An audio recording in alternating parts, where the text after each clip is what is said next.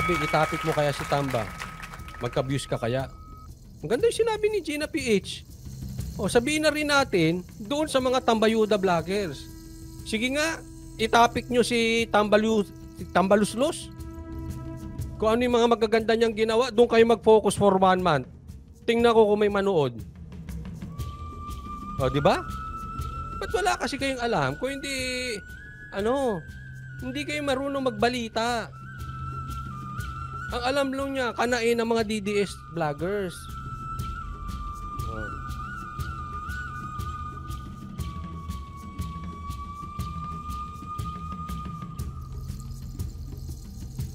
Diba? Hindi nila kaya. Bakit? Mahina daw Duterte. Patuloy naman ang patuloy naman ang topic nila, puro Duterte. Sabi ni Esther, hirap na hirap sila ispelengin si Tatay Digong. Mga tanga kasi.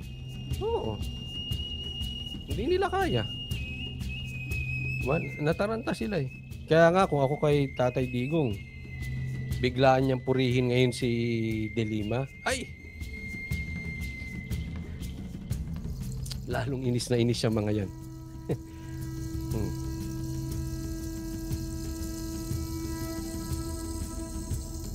May nagsasabi dito, PBBM alias Boy Surot. Mamaya, di-discuss ko yan. Mamaya, magla-live ako ulit. Discuss natin yung Boy Surot, ha? Para mag-init lalo ulo nyo. Pag-iinitin ko na ng todo. Ito, pansinin natin yung mga ganitong mga, kahit pa paano, mga matatalino tong mga ito, eh, ha? Huwag na yung mga sagigilid. Ito. Pasok. Hirap na hirap ang mga Duterte followers, including vloggers, kung paano nila idepensa ang pabago-bagong statement ni former President Duterte. Yun! Naniniwala kayo dyan sa mga kung may nanonood na vloggers dito. Hirap na hirap ang mga supporters at mga vloggers kung paano depensahan yung pabago-bagong statement ni Tatay Digong. Tanga! Ay, sorry ha. Hindi po mura tanga, stupid po ibig sabihin nun. Hindi po kami hirap na hirap. Sa totoo, tawa nga kami ng tawa eh. Mahihirapan ka lang naman kasi pag tanga ka. Hindi. Kasi sa pulsa kanila yun eh. Kayo po ang nagbabasa ng galaw ni Tatay Digong. Kami po hindi namin binabasa galaw ni Tatay Digong. Bakit? May tiwala kami sa leader namin. Bakit? Yung leader namin may resibo. Bakit? Yung leader namin ay strong. Hindi namin kailangan basahin bawat galaw niya. Ultimo, gusto mo pag nag-CR siya, babasa. Bakit nag-CR si Tatay Digong? Hindi, kayo nagbabasa ng galaw ni Tatay Digong, hindi kami. Kayo nahihirapan i-interpret. Kayo nga nakikisawsaw ng topic eh. Di ba puro Duterte topic nyo? Oh. Di ba? Ba't hindi nyo ipurihin ng purihin yung ginagawa ni Marcos? Ba't di nyo purihin ng purihin yung ginagawa ni Tambaluslos? Nakikiduterte kayo, pati yung mga vloggers, di ba? Galit kayo sa Duterte. Kampun kayo ng tambayuda. Bakit ang focus nyo mga Duterte vloggers? Hindi, maiba, hindi naman to si Hindi naman to si Napapansin nyo yung mga tambayuda vloggers? Sinong attack nila? Di ba sinasabi ko na sa inyo to, 1 month ago pa, gigibain ng DDS. Wala kasi silang mga content kay Tambaluslos. Kaya itong mga tambayuda vloggers, inutusan, hindi natin alam, hindi ko sinasabing si Tambaluslos nagutos ha. Baka yung mga PR team nila, I don't know. Pero obviously, tingnan niyo itong mga tambayudal vloggers. Anong vlog nila? Para atakihin ng DDS vloggers. Isn't it too obvious? Ganun sila ka-concern sa galaw ng Duterte. Ang mata nila nasa Duterte. Ito masasabi ko sa inyo. Follow us. Follow us on YouTube and follow us on Facebook. Boom. Di ba? Susunod yan eh. Hindi lang Banateros lahat ng DDS vloggers nakaatabayan sila. Bakit? Doon iikot ang kanilang vlog. Sa DDS vloggers. Yun ang content nila. Diba? Hindi, sinungaling ba ako? Huwag kayo maniwala kay Coach Oli. Kayo pumatunay. Anong content nila? Yung boss ba nila? Ang content nila si Baste tsaka yung mga DDS vloggers. Pare-pareha sila. Halatang may script. Kaya anong topic ng isa, yun din ang topic ng isa. Halata. Di ba? Kaya malalaman natin na ultimo vloggers nila binubuking si Tambaluslos. Hindi ko sinasabing merong command si Tambaluslos ha. Possibly yung mga sa ilalim ni Tambaluslos, yung mga PR team niya, may command na utusan tong mga tambayuda vloggers na kanain ang DDS vloggers. In short, ang mga Tambaluslos insecure sa Duterte. Ibig sabihin, takot sila sa influence ng Duterte. Kaya ginigiba ang Duterte. Hindi sila nagfo-focus. And dahil sa mga vloggers na ito, nahahalata natin, insecure ang team ni Tamba. Kasi, yun eh. Bawat galaw ng DDS, doon sila nakaabang. Karen Sarmiento, maraming salamat po sa kusang loob at sa pag-sponsor ng live na ito. Thank you, Karen Sarmiento.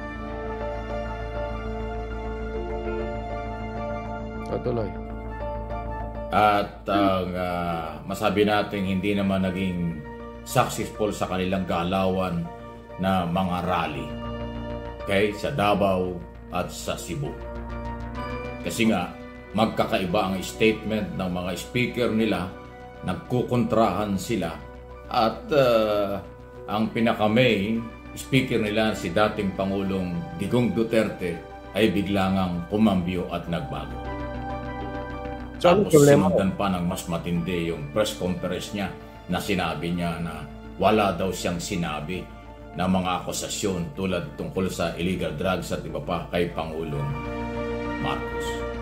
Kaya dahil dyan sa aking pong observation, monitoring, opinion sa mga nangyayari, hirap nilang idepensa ito.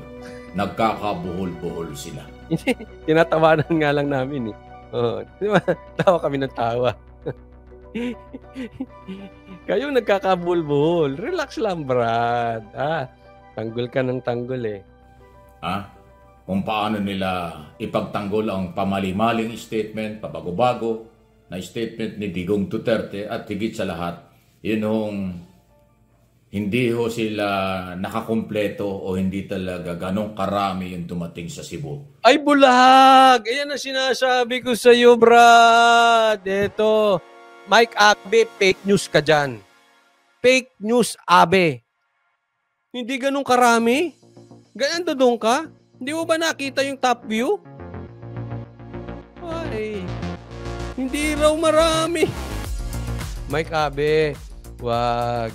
Dati kang broadcaster. Wag kang bababa sa level ng tambayuda vloggers. Wag kang bababa doon. Wag kang magki-create ng fake news para ka makasira ng politikong hindi nyo kayang tapatan. Wag. Hayaan mo na yun sa mga tambayuda vloggers kasi yung mga yun, lilitaw, lulubog. Mga next month, wala na yun. Tapos another month, babalik ulit. Ganun eh. Wag ka kasi establish ka na, Brad. Wag mong gayahin yung mga yun. Hindi ikaw pabago-bago ng channel gaya nung iba. Hindi. Broadcaster ka, Brad eh. Ba't sinasali mo yung sarili mo sa gawain ng iba? Huwag kang magpe-fake news. Huwag. Kasiraan mo yan. Hayaan mo na sila doon.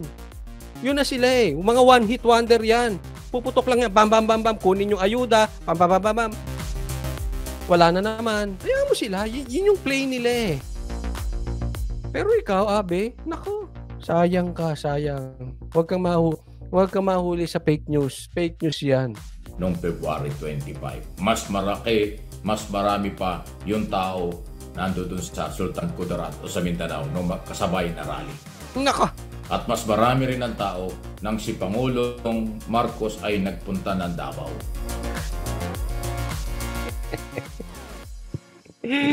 Eto, kaya mga matatalino nagmumukhang bobo kahit ang kanilang realidad ay wala sa katotohanan. Gina Ray, maraming salamat po. Euro, maraming salamat. Thank you sa kusang loob at sa pag-sponsor ng live na ito from Euro. Thank you, Gina Ray.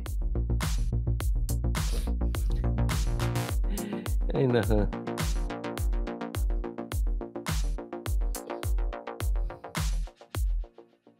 Okay, magtaka baka sa susunod na araw puntahan ng Pangulong Marcos ang Cebu. Ha? At magulat kayong mas maraming sasalubong at taong haharap kay Pangulo. Ay, sige, di gawin nyo. Bukas na. Gusto mo bukas na? Oh, naghahamon pa, ho. Nanginig ang Duterte sa Marcos. Takot kami. Baka raw pumunta ng Cebu si Marcos. Mas maraming tao doon sa Mysore. Hindi kami concerned sa Marcos. Ba't kayo concerned sa Duterte? Kumpara doon sa rallying ginawa ng mga Duterte at kanyang followers noong February 25. Ay kasi nga po ang tao ay pagod na. Ang mamamayang Pilipino dito at sa abroad ay sawa na sa walang tigil na pamumulitika ng iilan. Ang panawagan nga nung nababasa ko sa mga comment. Ito, kikita mo wala siya sa realidad. Sa pamumulitika ng mga iilan. Kanino ba nagsimula ang pamumulitika? Iba dyan kay Tambayuda. Binakbakan si Sara. Gumanti lang eh. Alam mo, naiintindihan ko si Tatay Digo. Kinanti yung anak niya eh. Di ba? Kaya nga nag-warning yan. Di ba? Kaya nagbangag-bangag yan si Tatay Digong. Especially ayaw niya talaga ng PI, considering. Pero syempre, may ano na rin yun. Kinanti niyo anak ko eh. Huwag niyong kantiin. Tatahimik ako rito. Pero kantayin niyo ulit. Tingnan mo. Tatay yun eh. Ito nakaka-relate sa akin ng mga lalaki. Anak nila yan eh, lalo't babae. Normal yun. Ano ka ba naman, Abi? Wala ka bang anak na babae? Diba? Pinuliti ka si Sara eh. Nag-react lang si Tatay Digong. Hindi sa kanila nagsimula yun. Saka nakakita ng best friend daw ni Marcos, hindi niya pinagtanggol kay Tambaluslos. Diba? Kahit ako tatay, mapipikon ako. Maraming salamat po ha. Hindi ko po mabasa ang pangalan ninyo, pero thank you po sa kusang loob at sa pag-sponsor ng live na to. Hindi po ako marunong bumasa ng Japanese character. Thank you. Dito sa comment section ng aking mga channel, MA Pinoy TV at Mag-Abi Opinions.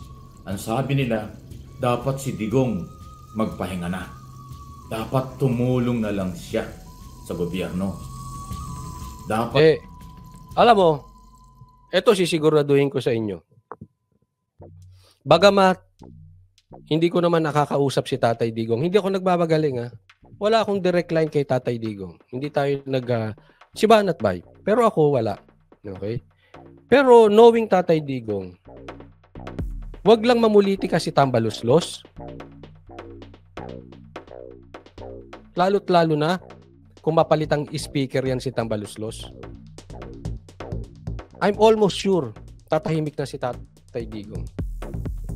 Wag lang kantiin yung anak niya. Tatahimik yan si Tatay Digong.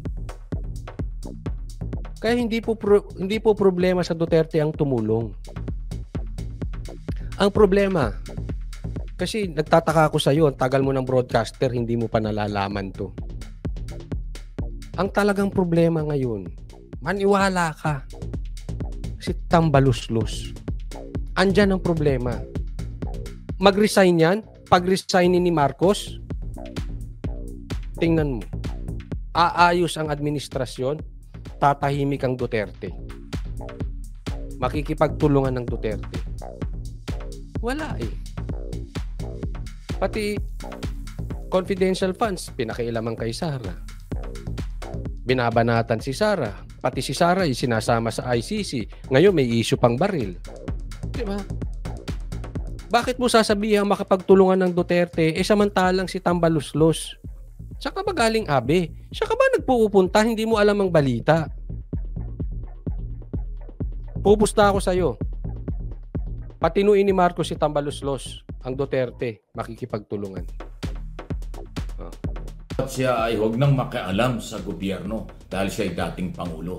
Gumaya na lang siya sa mga dating Pangulo na buhay pa ngayon, hindi masyadong nakikialam tulad ni Erap Estrada, tulad ni Gloria Macapagal Arroyo. Gano'n naman talaga kahit to sa ibang mga bansa. Pagtapos na ang term ng presidente nila o prime minister, tahimik. At sabi dito ni Edmars, hindi ko alam kung sarcastic tong puri niya. No? Talino mo, coach. Hindi po ako matalino. Nagsasabi lang ng totoo. Kasi marami diyang matalino. Broadcaster pa nga dati yung iba. Nagmumukhang bobo kasi tinitwist ang katotohanan. Madali ka namang maging matalino eh. Huwag mo lang itwist ang katotohanan. Kahit bobo ka, magmumukha kang matalino. Bakit? Yun ang totoo eh. Yung problema natin ngayon, ng bayan na ito si Tambaluslos. Sumusuporta na lang sa nakaupong Pangulo o Prime Minister. Dito lang naman sa atin at si Digong Duterte lang naman ang talagang sobrang ingay eh. Ang problema ngayon, nagmamali-mali na at saka nagbabago-bago ng statement. Kaya yung kanyang mga followers o kung sino man pinanser ng kanyang mga rally ay hirap na hirap kung paano idepensa yung nangyayari sa kanila. Hindi, may nakikita ba kayong dinidepensa? Tawa nga lang ng tawa eh. Dinipensa, tinawanan ko nga lang ng tinawanan eh. Sabi ko. Alam mo, yung medyo nahirapan, mga peking DDS yun. O nagpapanggap na DDS. Well, alam nyo, kung kayo po'y magbabago at sasama na lang sa gobyerno, susuporta na lang sa ginagawa ng gobyerno, katulad ng nakikita na at ginagawa na sinasabi ni Duterte, na susuportahan na niya, nakikita naman niya, walang big mistake, walang malaking pagkakamali si Pangulong Marcos. O sana ituloy-tuloy mo na yan. At maganda, good for business, maganda rin para sa mamamayang Pilipino. At maganda rin yan para sa kanya. Alam bakit? Kasi parang mababawasan na yung stress niya. At pangalawa, makikita niya na, alam mo yung pagrespeto sa gobyerno at sa nakaupo sa pamahalaan, mahalaga yun. Pero kung lagi na lang humpi personalin na hindi naman pinaniniwalaan ng tao, lagi na lang napanawagang mag-resign na ang feeling nila ay sila yung masusunod, dapat masunod. Wala akong susunod doon. Hindi niya napansin, pakaunti na ng pakaunti yung Duterte supporters. Nako! Ayan ka na naman eh. Nag-fake news ka na naman eh. Abe, pakunti ng pakunti eh. Kung kumukunti ang DDS, hindi nyo concern ng Duterte. Huwag tayong maglokohan. Alam nyo yan eh, pag ang topic nyo Duterte, malakas ang views nyo. Pag hindi Duterte, lalo na yung mga Tambaluslos vloggers, alisin ko na pagmumukha nito, naiinit ulo ko eh. Lalo na yung mga Tambaluslos vloggers, yung mga tambayuda. Wala namang manunood sa kanila kung pupurihin nila si Tambaluslos eh. Kaya lang may nanonood sa kanila kasi tinatapik nila yung Duterte. Di ba? Paano nagiging pakonti ng pakonti? Huwag tayong maglokohan, Abi. Alam yan ng mga vloggers, alam nyo. Lalong lumalakas ang traction ng Tatay Digong. Kaya nga tuloy-tuloy yung tinatapik eh. Hindi na kayo nakamove on kay Tatay Digong. Di ba? Oh, may grupo pa nga tambayuda vloggers. Sinong target? Tingnan mo eh. Isipin mo, bumuo sila ng grupo para bakbakan ng DDS vloggers. Ganun sila ka-insecure. Bakit? Hindi dahil magaling ang DDS vloggers. Dahil malakas talaga ang Duterte. Hindi ko sinasabing magaling kami. Sila magaling, yung mga DDS na iba. Ako hindi, sila. Pero, ang totoo niyan, kasi ayaw nilang malakas na yung DDS, tapos dumadami pa yung DDS vloggers, tapos pinalalakas pa lalo ang Duterte. Di ba?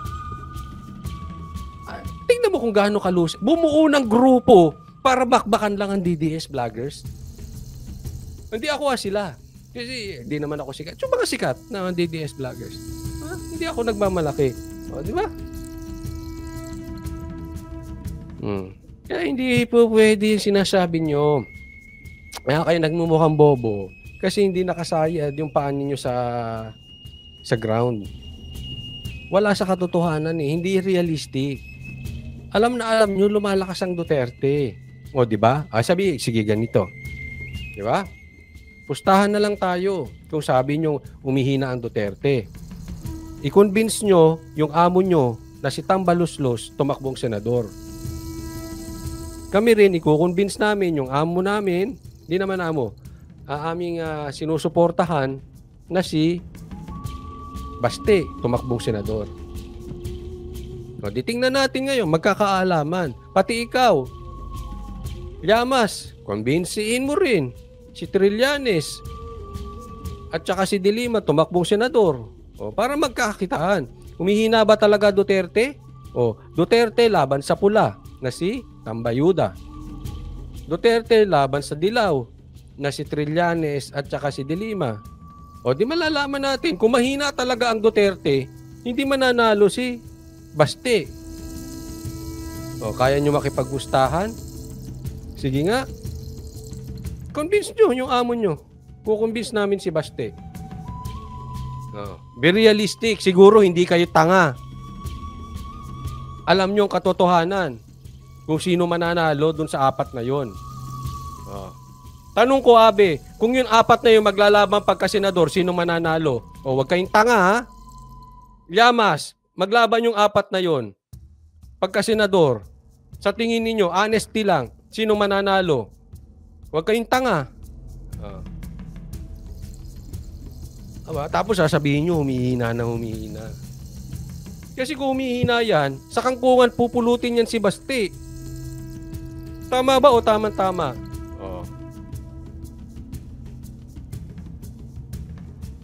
Baka yung mga amo nyo pulutin sa kangkungan.